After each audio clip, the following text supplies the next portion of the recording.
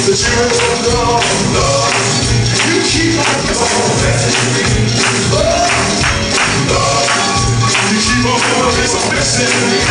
Keep on blessing me. Keep on blessing me. Blessing me. Blessing me. Keep blessing me. Keep blessing me. Keep blessing me.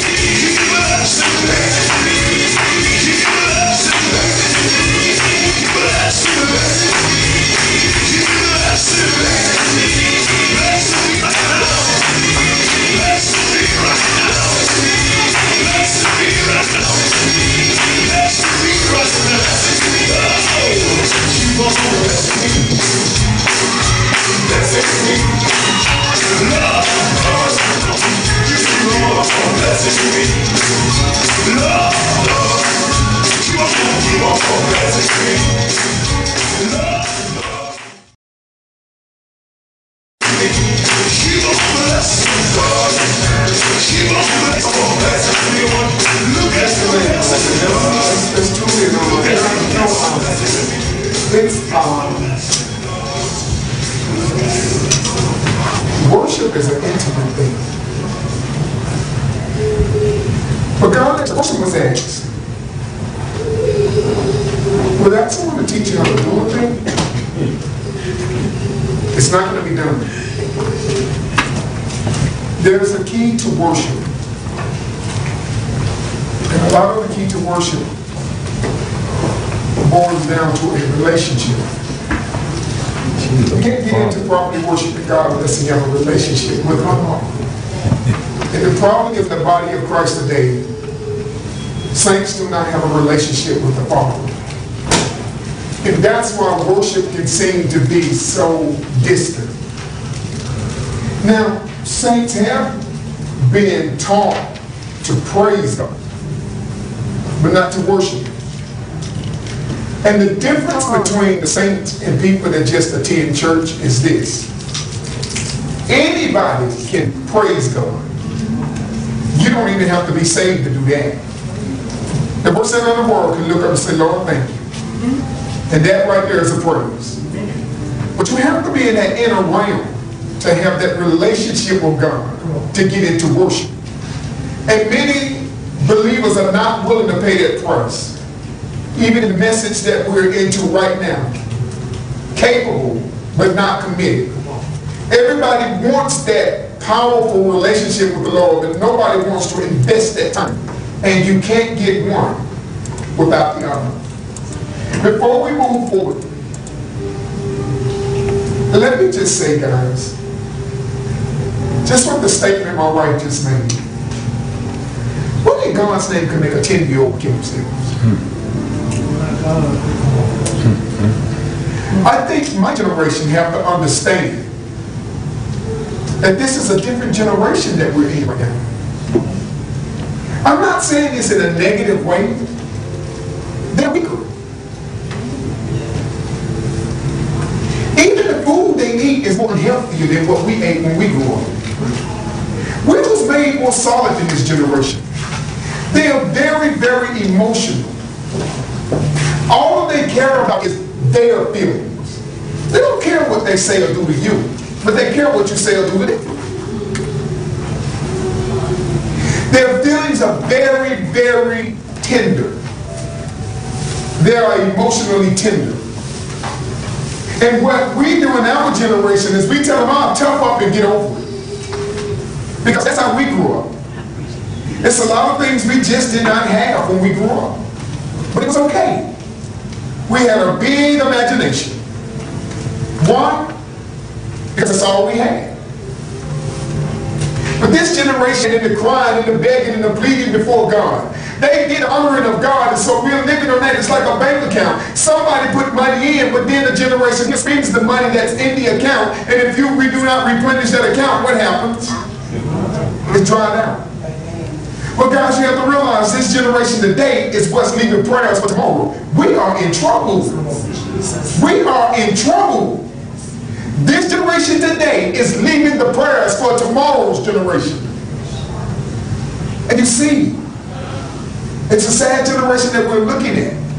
Or not knocking it, because this is what has been put into them. The devil has implemented a plan, and he has into this generation.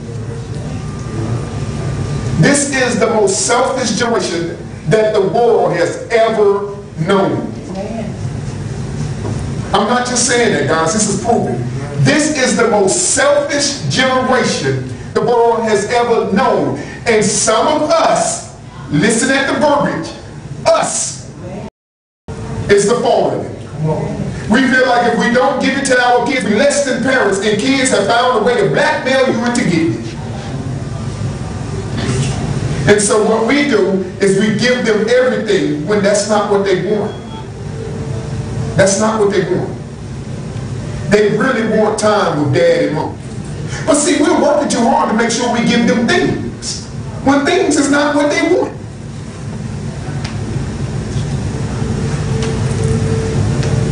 All I know is when I grew up, mom faced some real hard times.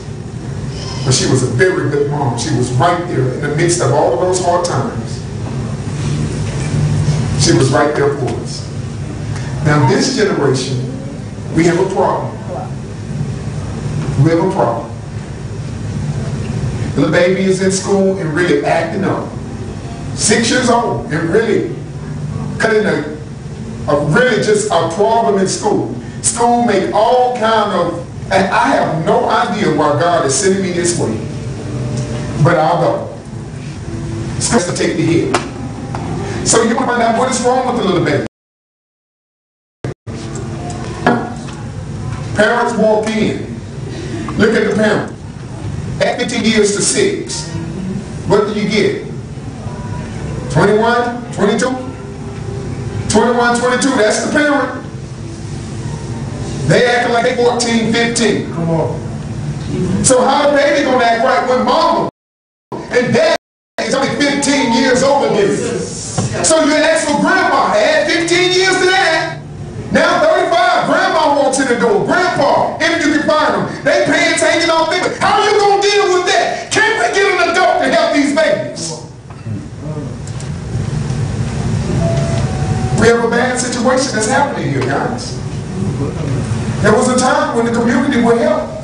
But don't you touch my child. You don't discipline my child. You're not the parent. So you can't do anything to help the child as you see child going down the drain.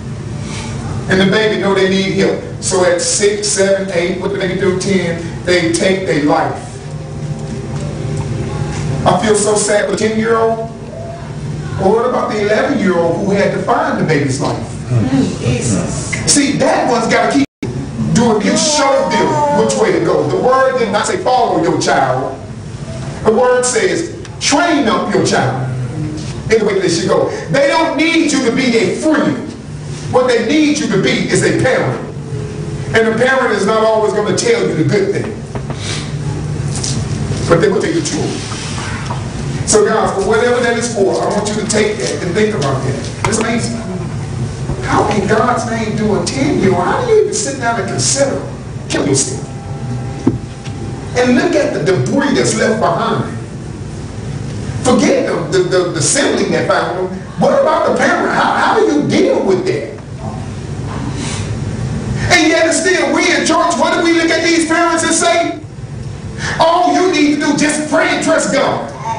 I don't know why you mess with them drugs. You don't know what they're dealing with. I want you to go turn with me. Look at others. So we find out here, guys, because of your lack, God says, whatever it is that I called you to do, I have equipped you to be able to do it. But there's so many people begin to look at the circumstance of the situation and so fearful they will not move. I don't have a college education. I don't know how to do this. Guys, no matter what job you go on, they have a process of time before they put you out that they call it training.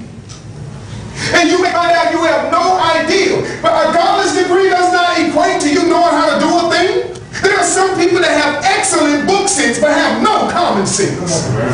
They have all the sense to build an umbrella, but they ain't got enough sense to open it when it rains. So guys, you find out because you are not built in that idea what they're capable of doing, because the devil has power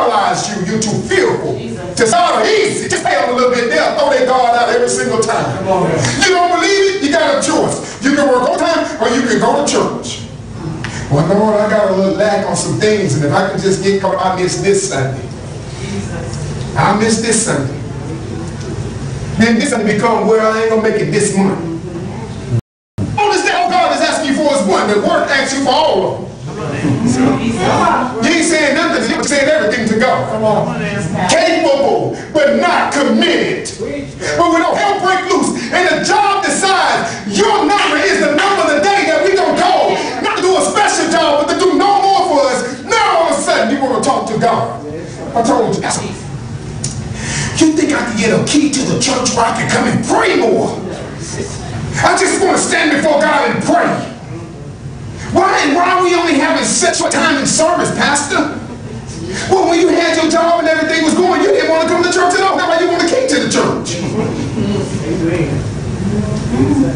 See, guys, you cannot use God. You cannot use God. You can't trick God. He not only know what you're going to do, he know why you're trying to do it. Your motives. These jobs that will completely wear you down, wear you out. And you on your job, do me a favor, just sit around and look at how many people they let go. Or how many people that let go. And the thing that I found out when people let go, or they let somebody go, you know what I found out? They'll put somebody else in that same spot. Come on. That was crazy. Somebody that was very important to the job, they let them go. And they filled the position. So if you think that they won't do the same thing for you, I tell you what, make too much money. Drink. But I ain't saying mine have taken a lot of grape juice during my years. The angel that have to watch me has taken a lot of grape juice dealing with me. And I thank God that he didn't leave his assignment, he didn't leave his post. Lord, you said watch him today. I ain't too thrilled about it, but I'm going to do it. But I thank God, guys. That's why I stay so merciful to people. Because God has been so merciful to me. He's been so merciful to me. So guys, you will find in your lack, you will find out God is saying, fear thou not, for I am with thee.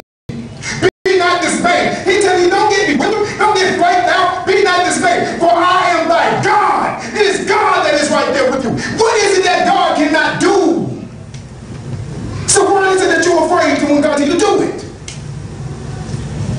He points out, guys, he said, yea, I will strengthen thee. Yea, I will uphold thee. Yea, I will uphold thee with the right hand of my righteousness. God says, trust me, I know everything that they're planning. I'm there for you. I will bring you through this thing. I will bring you through it. Dr. Martin shall teach you all things.